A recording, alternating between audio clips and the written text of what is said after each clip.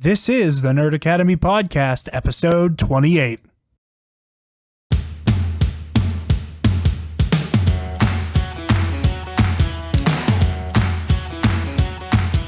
The Nerd Academy Podcast is released weekly at 12 p.m. Eastern Standard Time, available on our website at www.thenerdacademypodcast.com and wherever you listen to podcasts.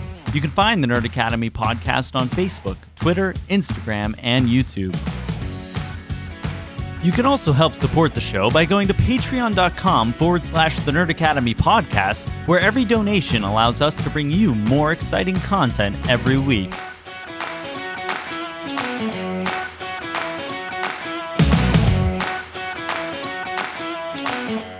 Good morning, class, and welcome back to the Nerd Academy Podcast, your source for nerdom news and commentary. I'm your host and headmaster, Jared Bachman-Stubbs, and on the show this week, we have Black Leader, Travis Grossman. Perfect. Good textbook can crack. And engineering the episode, playing with our new software that Joel is very excited about, we have the Sentinel on the horn, but not actively using the horn.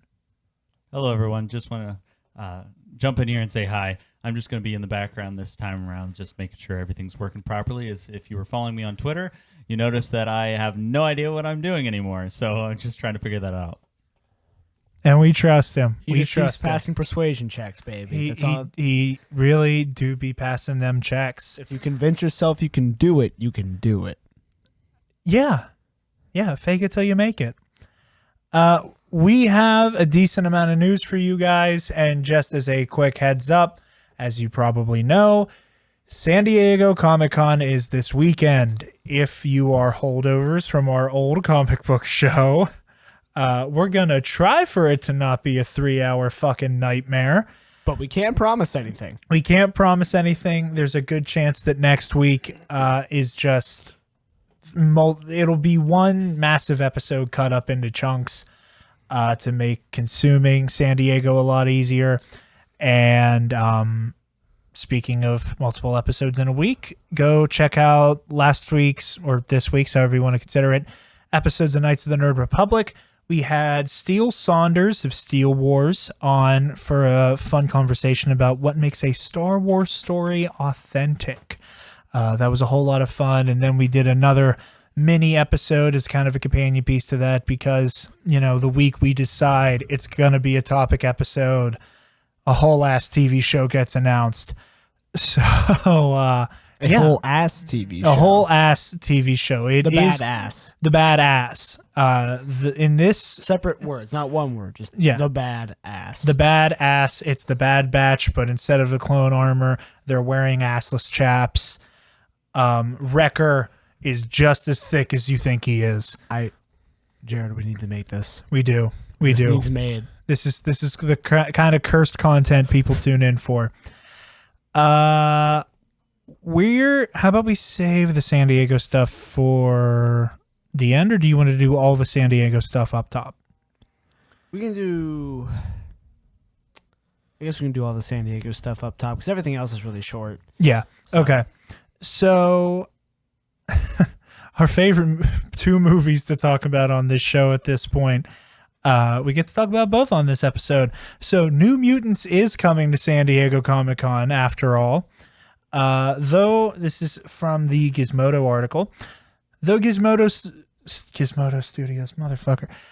Though Marvel Studios won't be attending Comic-Con this year, a new member of the family is making a late-breaking appearance.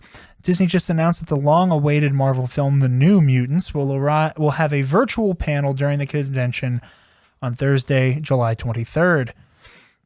Writer-director Josh Boone will join co-stars Maisie Williams, Anya Taylor-Joy, Charlie Heaton, Alice Braga, Blue Hunt, and Henry Zaga to discuss the film, which is hypothetically scheduled to release on August 28th. So... I want to talk about... Okay, so that's cool. We'll get some New Mutants Comic-Con goodness. There are rumors circulating that allegedly... Allegedly.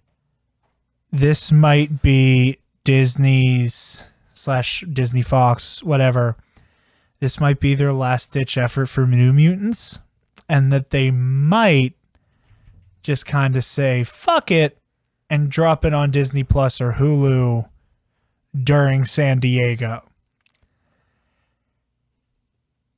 Travis. I don't see any other way we see this movie.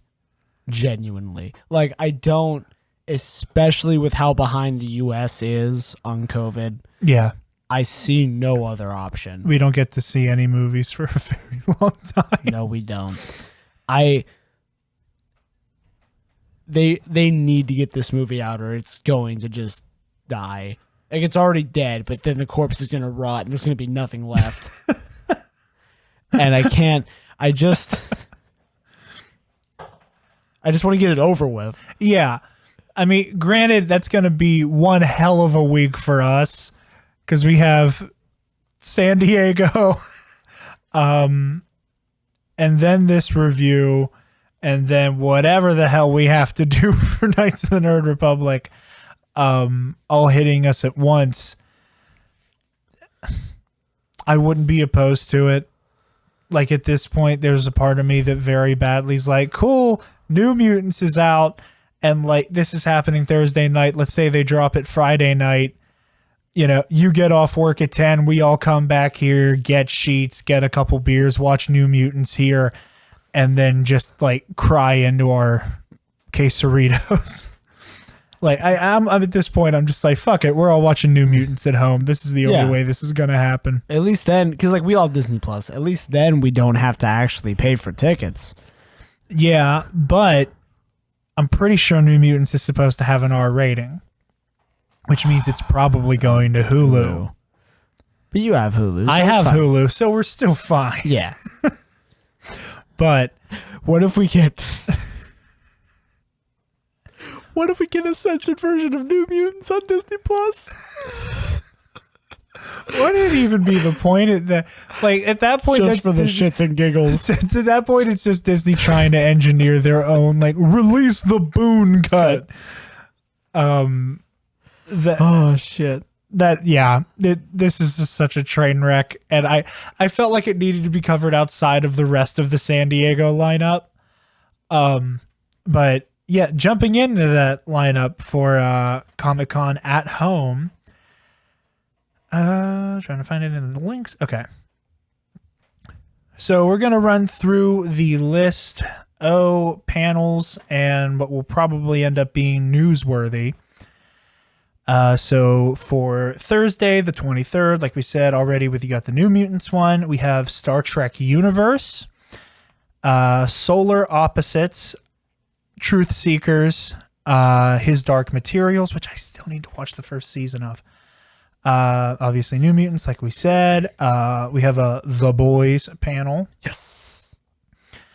And for Friday, we have Charlize Theron, Evolution of a Badass at 10 a.m. Marvel Comics, The Next Big Thing. This is going to have Dan Slott, Al Ewing, and Nick Spencer all at a panel talking about the upcoming stuff in Marvel, such as Green Goblin coming back and Werewolf by Night. Comic-Con's always such a fucking mouthful for us. Lucasfilm Publishing, Stories from a Galaxy Far, Far Away. This is going to be some High Republic news, so expect to hear about that on Nights. Fear the Walking Dead, The Walking Dead. HBO Max is going to have a panel about adult animation, talking about Samurai Jack, Final Space, Robot Chicken, stuff like that. Did you know that Hellstrom is still happening? I didn't know Hellstrom happened at all. Hellstrom is still happening, and it's happening on Hulu. And it's not part of the MCU. Neat. But it's still happening.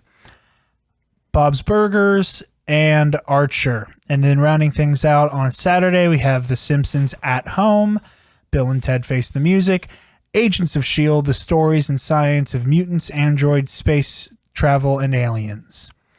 HBO's Lovecraft Country. I swear I've not been drinking. What We Do in the Shadows, and that's all. So, despite Comic-Con being kind of taken out at the knees this year because of COVID, this is still a pretty decent lineup. It's missing some heavy hitters. Yeah. We don't have anything from the CW. We don't have anything from DC in general, I think. No MCU, obviously, but we kind of knew that already. We've got the next few years slated up. We don't need anything else. Yeah, like Marvel and the MCU kind of like got everything they needed out last year. Yeah. And I be honest here, the same reason that, Marvel typically doesn't have too terribly much to share at San Diego. They normally have D23. Yeah. And D20, it's going to be 2021's a D23 year because now they're alternating D23 and Star Wars Celebration. So next year's a D23 year, and DC Fandom Is its own thing. So is coming next month. Yeah. And at that point, we're going to be getting Snyder Cut, CW, Wonder Woman 84 stuff, Shazam 2 stuff, Black Hopefully a Adam new stuff. Batman game. Hopefully a new Batman game. But yeah, so like, I think Fandom was created assuming San Diego wasn't happening in mind. And now that it is happening, they can do their own thing and kind of have fun with that. But yeah, I'm looking forward to this. Obviously, the Lucasfilm Publishing panel is something I'm looking forward to. All the High Republic stuff already seems so goddamn cool and interesting. The Agents of S.H.I.E.L.D. one seems interesting. I really need to watch his Dark Materials. I think my big one's The Boys, obviously. Yeah. Like I'm really excited for season 2. Oh, I'm so ready. We should do a season 1 retrospective. I wouldn't be opposed to that. Like the week before. Yeah. I can live with Yeah. that. Assuming there's no news, we can do that. He said, knowing there will be news. We'll be like sitting down, having just rewatched season 1, and then like they'll announce a new Batman game trilogy or something. Yeah. With a Superman companion game. Yeah, as we hit record. With gameplay and like it'll be a whole thing. Featuring both Kevin Conroy and Ben Affleck. We should like plan episodes like that in advance just to be aware of like, and this is when news will drop. We don't know what it is yet, but we know it'll happen here. Yeah. The same way we somehow dodged at least a couple bullets during camp. That like the biggest story while we were camping was that Tenet got a release date. Did it? I'm not sure it did, Jared. It did. And it don't know more. And it don't know more. The Spaghetti Boys came and took it. I forgot about that. So, and the same actually with this story applies to Falcon and the Winter Soldier, because I did not realize that was slated for an August release. Oh, mama. You're right. But Disney Plus did their coming to Disney Plus in August, and it was nowhere to be seen. Same here with Tenet. Warner Brothers has removed Tenet from its release calendar, delivering a big blow on the exhibition industry at a time when movie theaters had hoped to open or to peg their reopening to the latest summer debut of Nolan's sci-fi thriller. Through necessary given the mass uncertainty over whether cinemas across the globe can safely open, the decision further complicates Hollywood's already bumpy plan to revive moviegoing with Tenet. It was originally supposed to debut on July 17th and then was pushed back twice until August 12th, and now it's unclear as to whether or not we're going to be seeing this movie and when. So the moral of the story is... wear your damn mask. Wear your motherfucking mask so I can go see this movie. Because I'm getting really angry. Because this is legitimately, not counting a movie that involved Batman, that I got really excited to see a Chris Nolan movie. And now I can't. Because you guys fucking suck. Probably not anybody who listens to this podcast. Probably not. Anybody who's listening to this show at this point, between our social media and just the way we speak has figured out if you're going to pretend that science isn't real, we don't want to talk to you.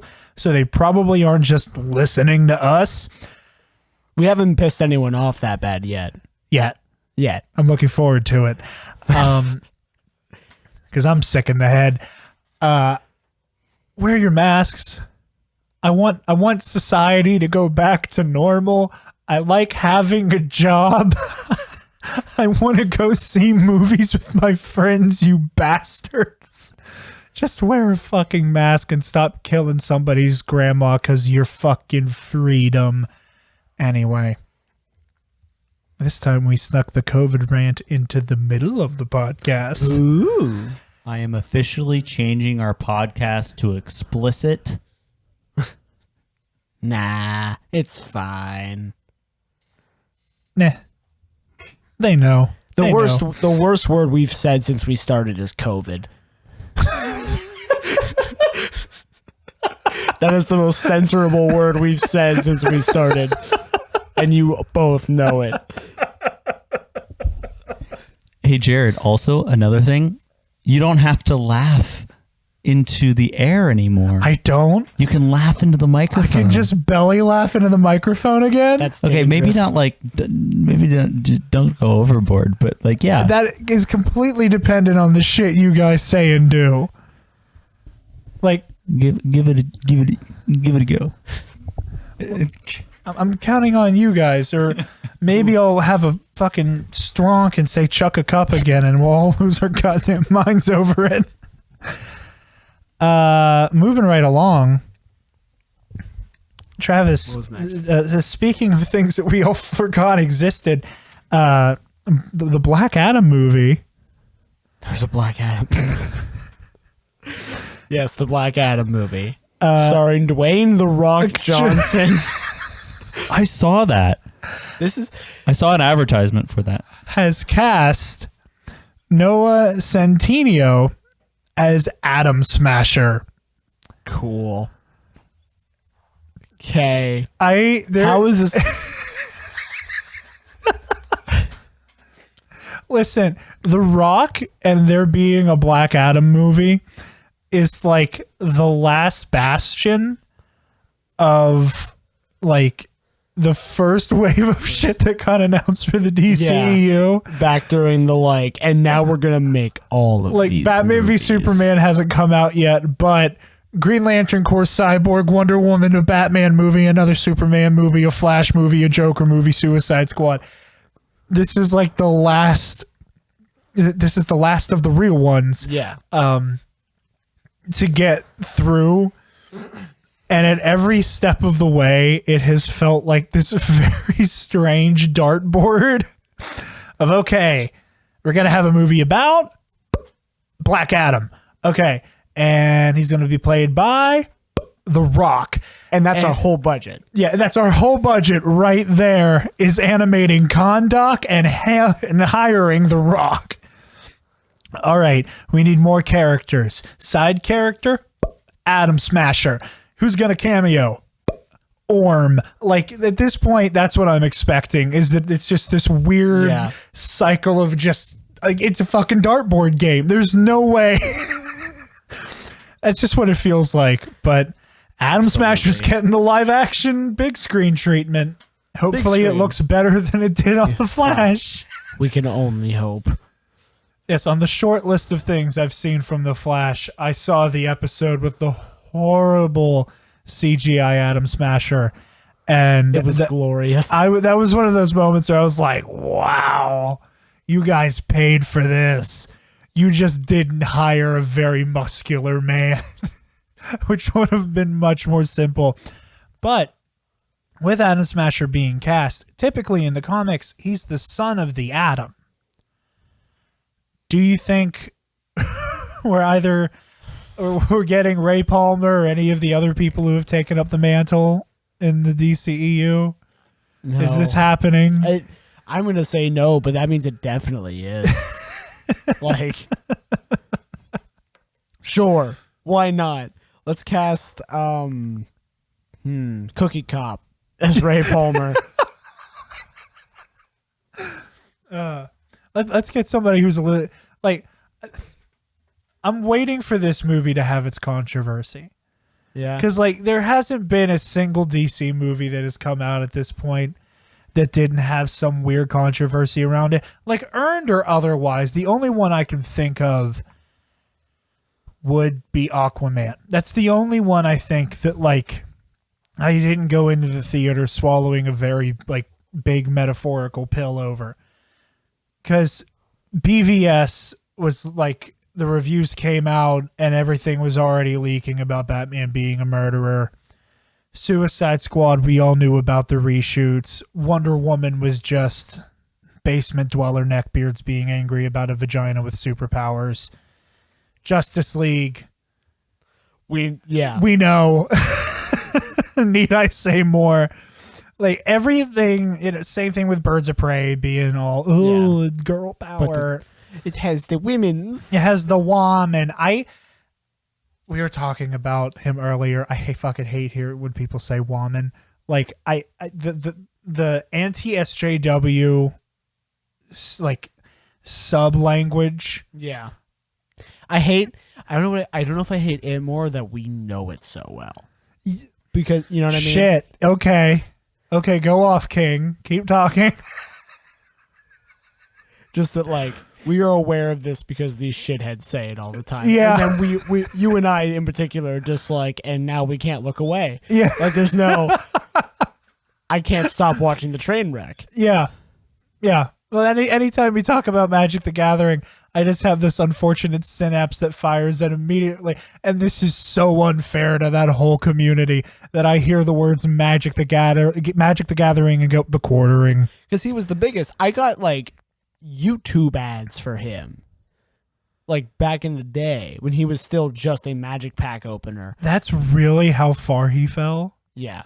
Wow. Like YouTube was pushing him in not like in mid rolls. And now he's just angry that She-Ra doesn't have big boobs. Yep. That's fucking great.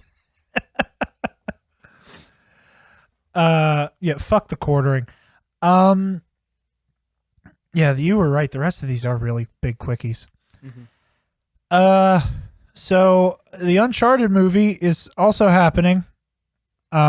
And it stars Tom Holland for some reason, and not Nathan Fillion.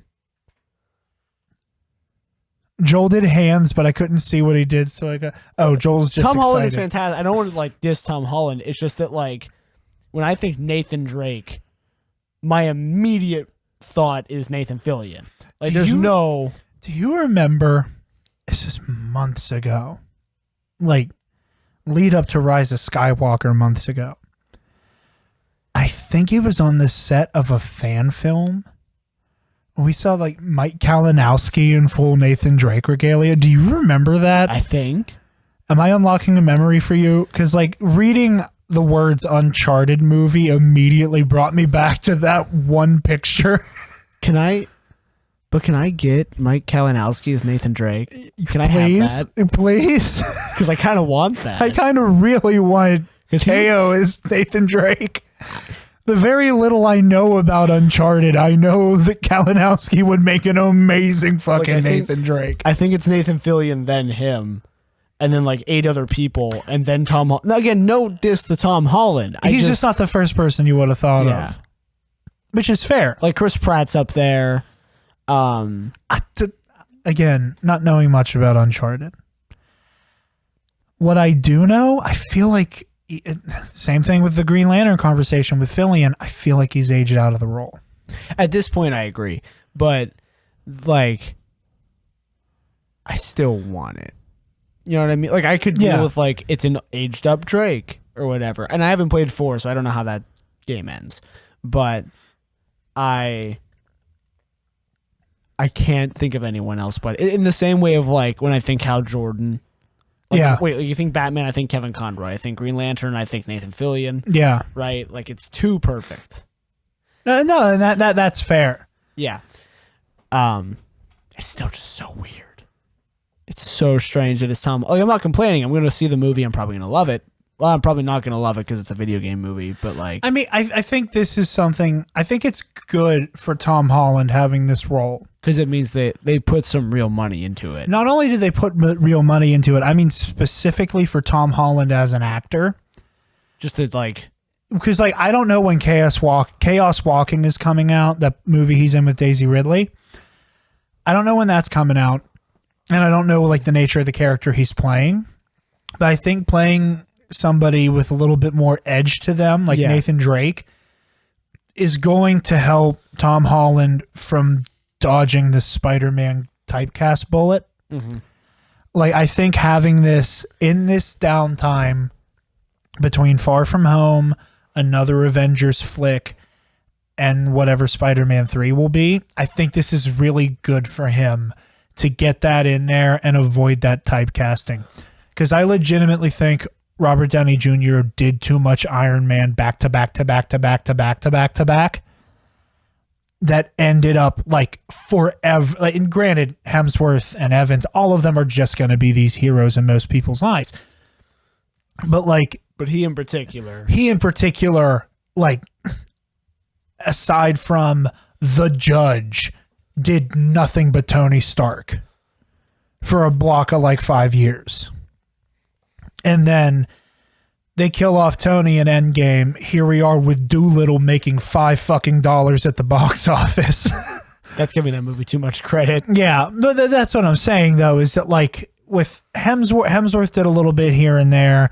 Evans did a little bit here and there, especially Knives Out. Again, right on the heels of Endgame, boom, Knives Out. Hemsworth has The Extraction, which did fantastic on Netflix. Yeah, that one movie, Drive, I think was the name of it. Or no, not Drive. That's a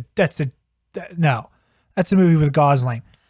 What was the Ron Howard movie where he's a Formula One driver? I don't remember. He was also in like that movie Black Hat about hackers and shit. Yeah. Like I think all of them have gotten a decent amount of work in Outside between of. these roles. Yeah. I think RDJ, which granted he got paid more than any of them, so it doesn't fucking matter to him. But I think that Tom Holland is making a similar decision here to, in between being the definitive live action version of Spider-Man, is peppering in other work. Mm-hmm.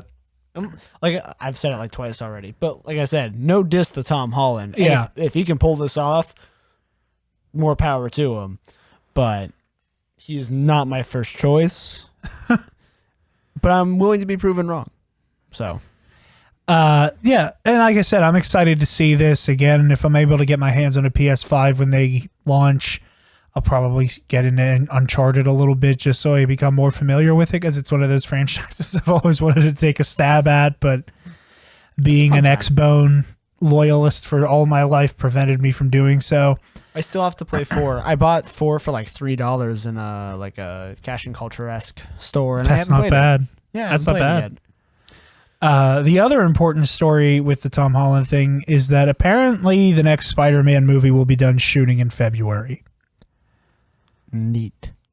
Which part of me doesn't believe, and then also remembers that not every other part of the world is on fire. Like here, wear your mask. What are we going to talk about next? Because we're just kind of jumping all over these show notes. Yeah. Ooh. We have You got Russo one more brothers. story, and then you get to freak the fuck out. Yeah. The Russo brothers. We're making excellent time, by the way. We are, which means this story is going to be a long one. We're going to really start talking. The Russos recently talked about how the way to get them back in the director's chair in the MCU is to break the universe again and do Secret Wars. In an interview with Bro Bible, the Russo brothers explained the reason why they would like to potentially adapt Secret Wars into a big screen event. As Joe admitted that he was totally gripped by the scale of getting all of the heroes together when he first read the comic at age 10 or 11. It was one of the first major books to do that. That was really event storytelling to me at its finest. and what happened when you put all those personalities together. I also like the idea of villains having to team up with heroes. And I like complicated relationships between heroes and villains. We like villains who believe they're heroes in their own stories, so it's all sort of built into the notion of Secret Wars.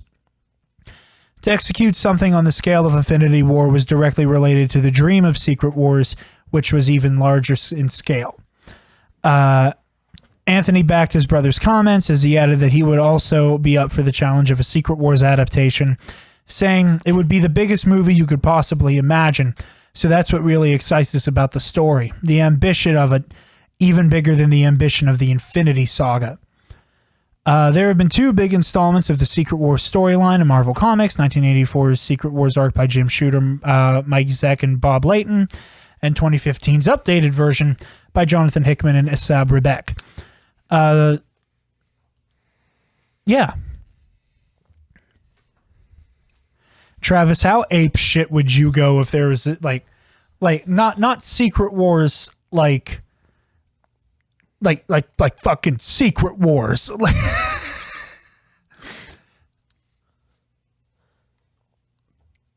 Wear your masks. Like I want theaters open so that Marvel wants to make this because I want it and you want it. I love that they're just like, hey, you want us back? Give us a bigger one. Yeah. We caught the biggest fish. We want the biggestest one. Well, like, I'm sitting here and immediately, my mind starts racing. Because I'm thinking, okay, like, what version do you do? Do you do 2015 Secret Wars or do you do Secret Wars from the 80s? Because in the 80s, if you really want to go for it, if you want to take a really big swing here, if Tom Holland is still around and they can come to an agreement, you can actually, the way it was supposed to be, introduce the black suit on a live action version of Battle World. Like, just saying those words in theory is making my brain melt. We are at a point in the MCU where that isn't an absurd thought. Like, if you had said that back when, like, even Homecoming was coming out, you'd sound like a fucking idiot. Yeah. But, like, I'd sound insane. I sounded insane saying that Sony and Marvel might come to an agreement. I remember you telling me, like, back when the MCU first started, you were like, they're going to do Civil War. And everyone was like, no, you're an idiot. They're not going to do Civil War. And here we are. Yep. The moral of the story is that I'm fucking clairvoyant when it comes to comic book movie news, and I forget half the shit I say. But now we can capture it on. Yeah. Like I said, I wish I had a podcast when The Force Awakens came out. That would be insane. And I don't think until after the acquisition of Fox that the MCU could adequately do Secret Wars. But now that villains like Galactus, and I'm saving him for last, and Magneto, who could you possibly be? and Apocalypse, Yeah, and Mr. Sinister, yeah, who else? and Daddy Von Doom are all on the table now. I want a version of Victor Von Doom that calls himself not Dr. Doom. He calls himself Daddy Von Doom. In the ultimate act of chaddom. Depending on if this episode does well, I will change my Twitter handle to Daddy Von Doom. Can you just do it anyway? I might. Okay. I might for the bit. I wouldn't stop you. I'd cheer it on. I know you would. But there is a contingent of people in this group that when we're doing the outros for the show, and you can find me on Twitter and Instagram at Daddy Von Doom. Groans. Yeah. It would the groans would be for the books. And I'm already good at making some of you fuckers cringe as is. But this was just be insane. And I want it. I want it so badly. Like, I'm aware of the fact that I'm part of the problem with just wanting bigger and bigger and bigger comic book movies. But like, I love seeing these comic books come to life, and the Avengers movies are where they're at their best. And if you can make Secret Wars happen on the big screen, Like, why wouldn't you? why wouldn't you? There's why no wouldn't you? Yeah, like at this point, there's no It's reason just not to. money. You're gonna make all of it back in 2 showings. Yeah. Like, Like the movie will be out for about an hour, and you will have every dime you spent back in spades. exactly. Whatever Disney has planned is going to make them lots of money, and we have no reason to not believe that it will not be great. However, please God, make Secret War. And please God, give me the black suit.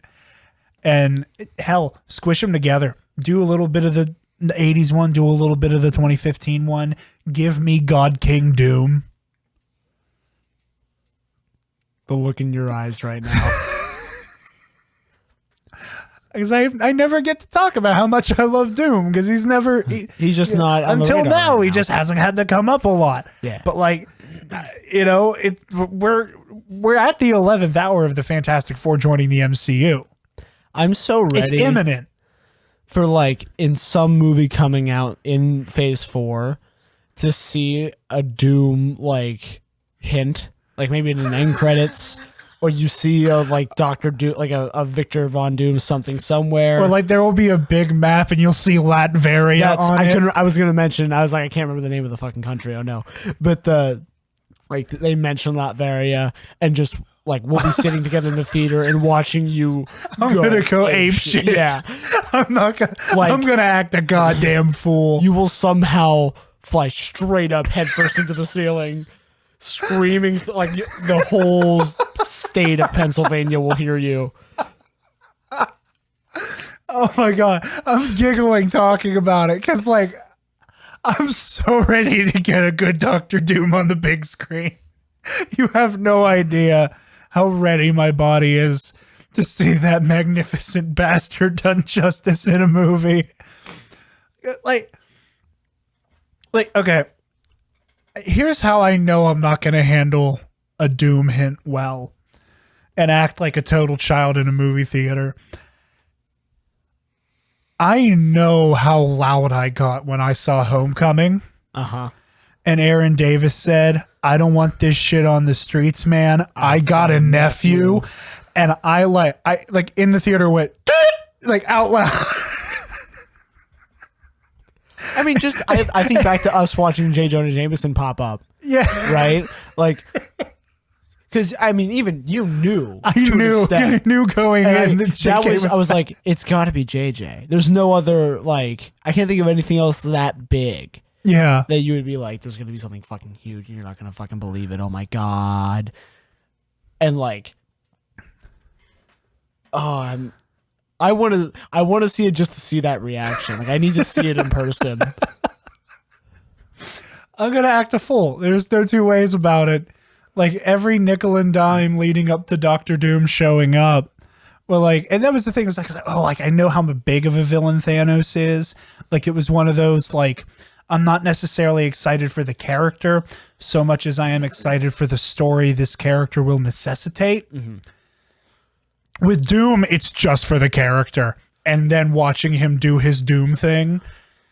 Like same thing. Where like if the Spider-Man movies and the Sony deals survive long enough to go past a trilogy, to do what Thor is doing and like break that mold and do more than 3, eventually they're going to bring Otto in. Uh-huh. And I'm going to be just as bad for Otto. But anyway, enough about the things that make me happy. Travis... Let's talk about the Travis things that isn't don't very make me happy at all right now. As you all know, I play a lot of Magic the Gathering. Magic just had a set come out this past week called Jumpstart. It's fantastic. You should try it. It's a great way to learn Magic. There's this set that just came out called Jumpstart. It's amazing. I've played a little bit of it. It's about $5 or $6 per pack, but the packs are 20 cards. You buy 2 packs, you slam them together, and you have a deck. And you just play with somebody else who's done the same. It's fantastic. Sounds like fun. Yeah, it's how I want to teach you guys. Because I like genuinely, it is, I think, a great way to teach because you don't have to teach deck building, right? Like, and it's for the most part, from what I've experienced, a balanced environment. That's great. But you know what isn't great? What isn't great, Travis? Whale hunting. I've never heard it put that way before, and I love that. So, Yeah. Again, it would. Magic has... Oh, wow. yeah. That's just really good. I'm sorry. I can't take credit for it, even though like it precedes Magic. The idea of like a company hunting for their whales, right, is not new, but it's kind of new to Magic. Yeah. Because for the longest time, the way you played Magic, there was your $4 booster pack, your $10 or $15 intro deck that you don't buy unless you're starting, a $20 dual deck, and then some other miscellaneous products here and there that don't matter that much. And then also your $40 commander decks, which are well worth your $40, in my opinion. That was how you played Magic. That was how you got your product. Or you bought singles from your local game store or online. But the way you bought straight from Wizards Yeah. was packs and pre-constructed decks. Only a few per year. And that was all we needed. And about 7 years ago, I think Modern Masters came out in 2013. Wizards of the Coast said, hey, we have these formats that the cards don't rotate, and we want more copies in the world. We're going to make this set. It's going to be all reprint cards. Nothing but reprints. Nothing but cards that see play actively in our formats because we moderate that. It'll be $7 a pack instead of $4, but the card quality per pack will be so much higher that it'll be worth it. And it was. Like, you couldn't buy a box of Modern Masters and not make your money back. It was impossible.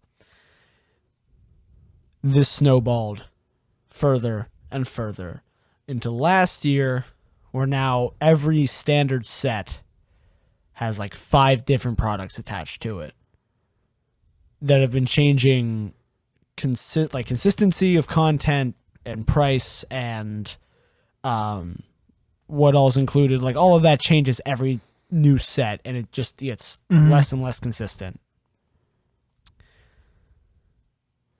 We enter this set coming out next month called Double Masters. Now, Double Masters hit pre-sale a couple months ago for what looked like it was going to be $30 a pack, which is insane. I would never spend that. That's a lie, I would. I would never spend that.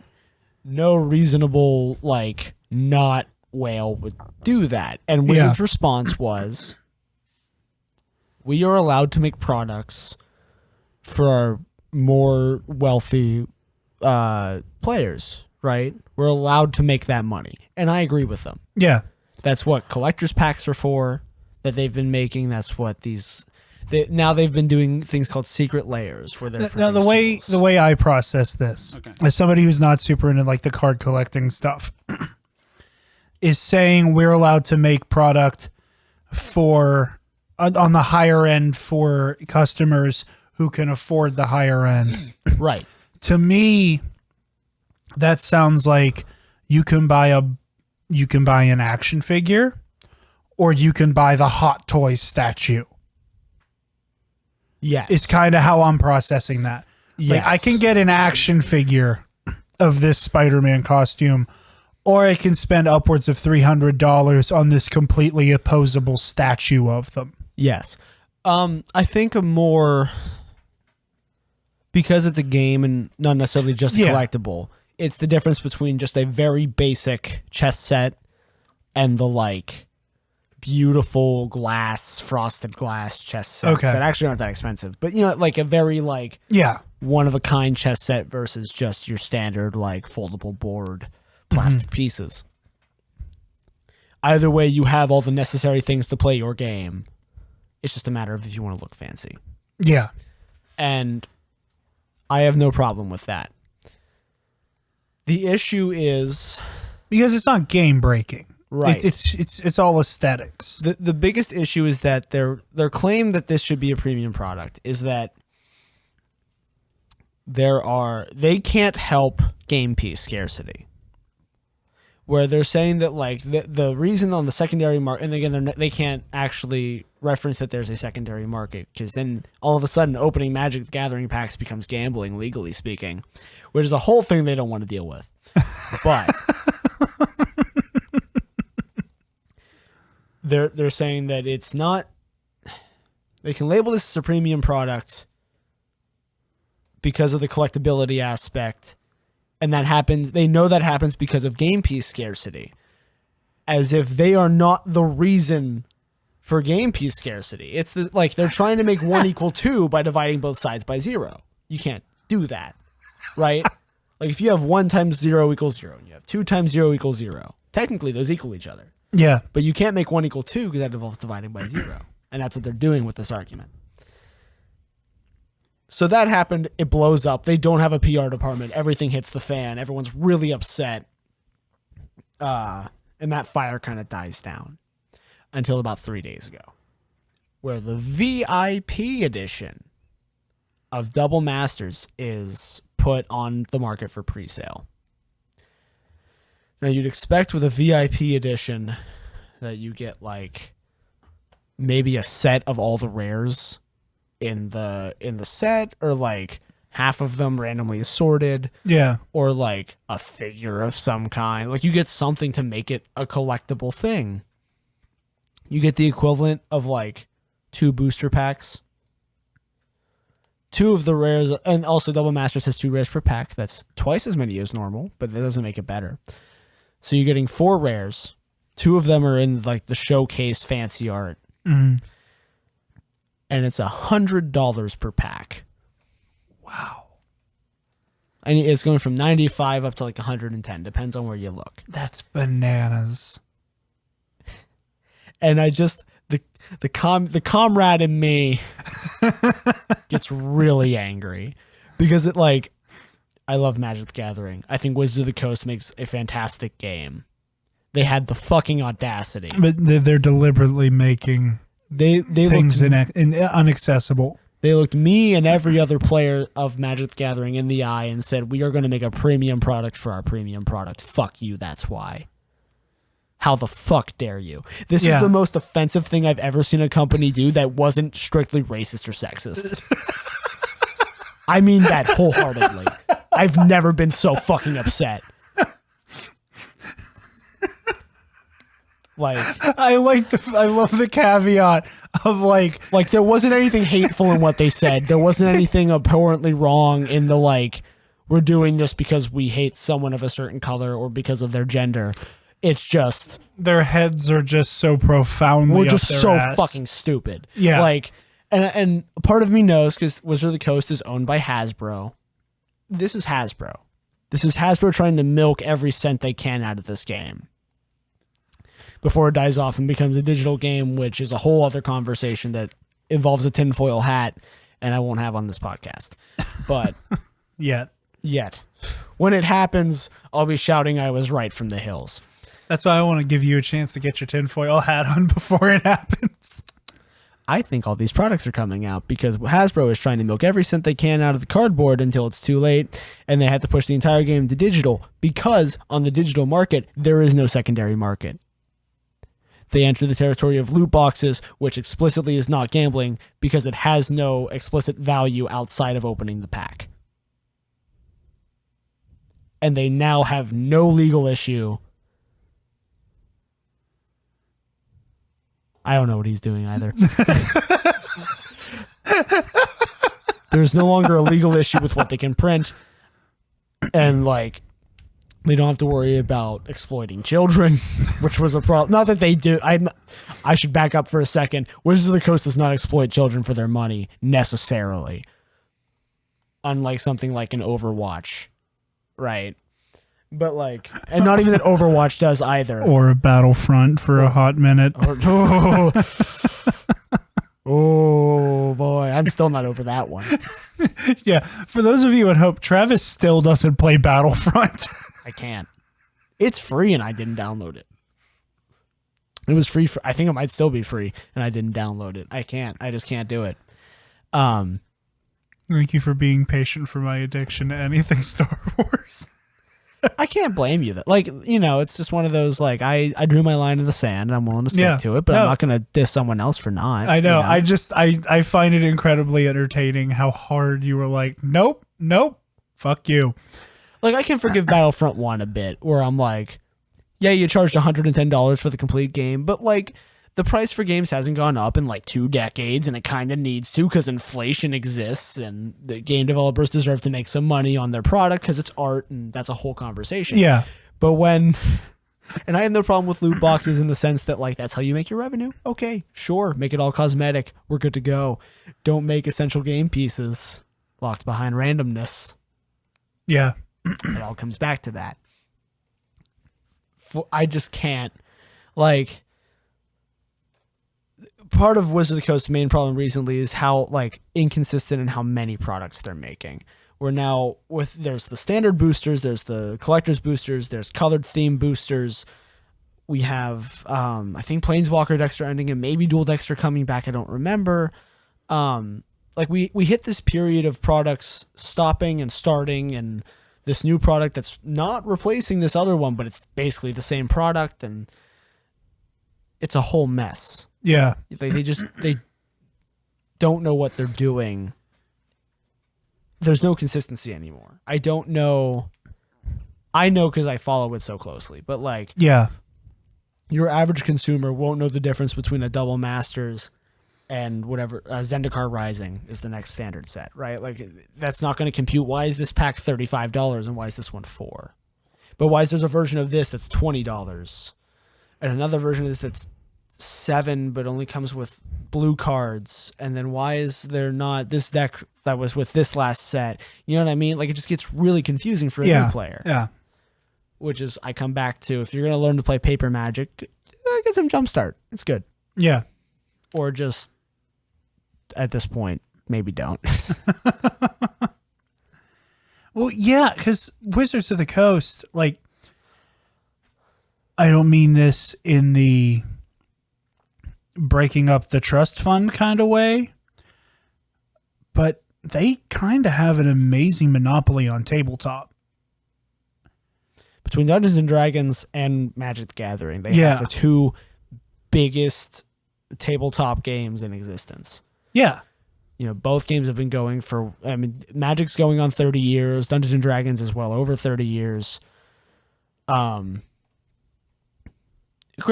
you don't need...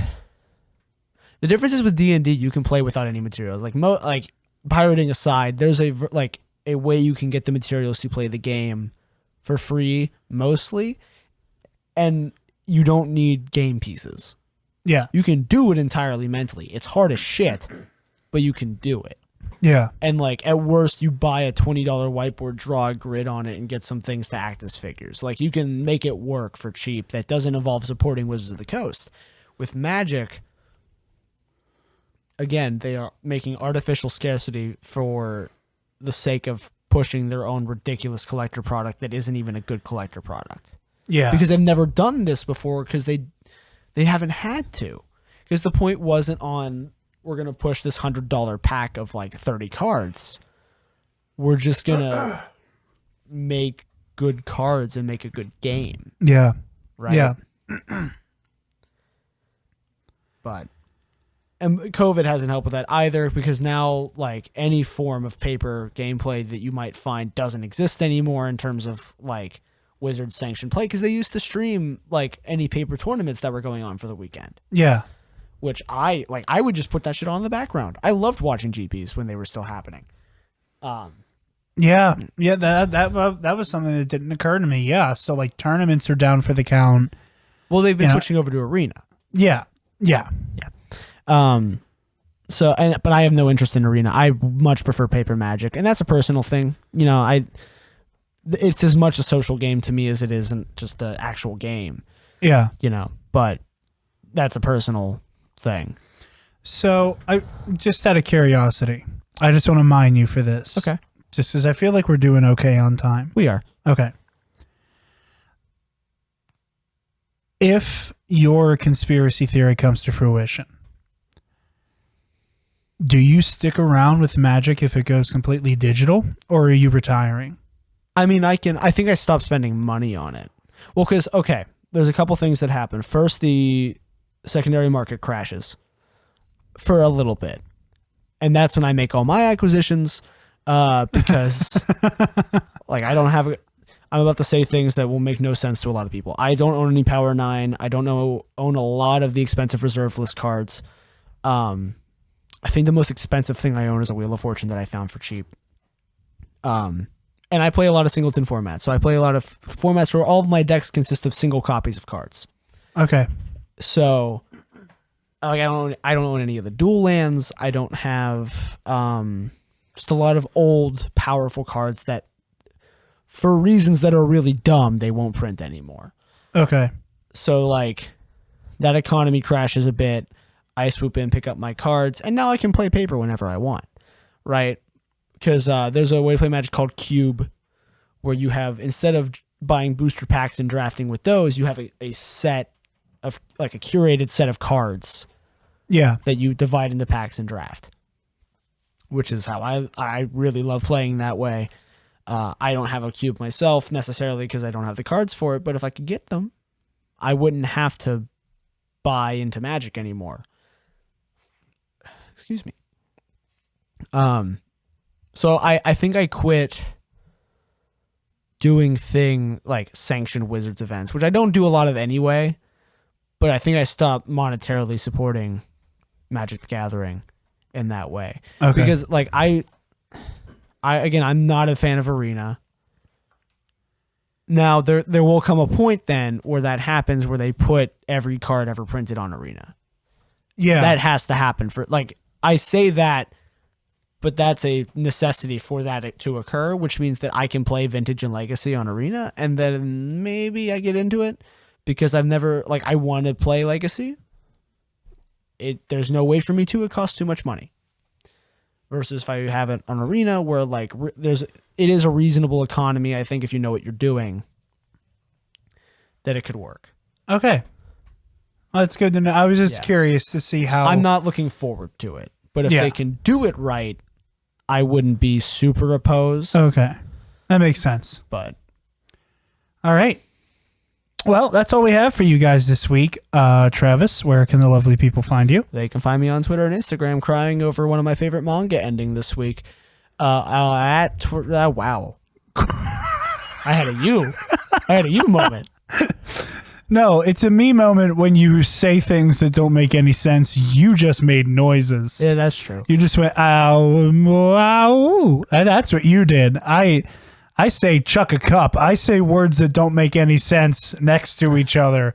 And I say you can find me at Travis Political. I got it that time. Yeah. Normally, everybody makes way more sense than I do. Joel, do you want to tell the people where? Sure. Where?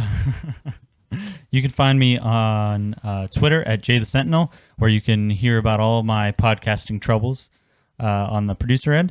And you can find me on Instagram at Jay the Sentinel, on Instagram at Bass Bacon Cosplay. It's been a while since I said that, so. And you guys can find me on Twitter and Instagram at DarkJedi2552. Maybe Daddy Von Doom. We'll see if that pans out. Joel, how do you feel about Daddy Von Doom? My official thoughts are I hate it. I hate it. Joel has just made thoughts are also I hate it, just for the record. Joel has made a very convincing argument that maybe I should change my Twitter handle to Daddy Von Doom for a little bit. No, don't do it. Okay, if I do it, there will have to be, like, decent art of me in the Doctor Doom outfit made first.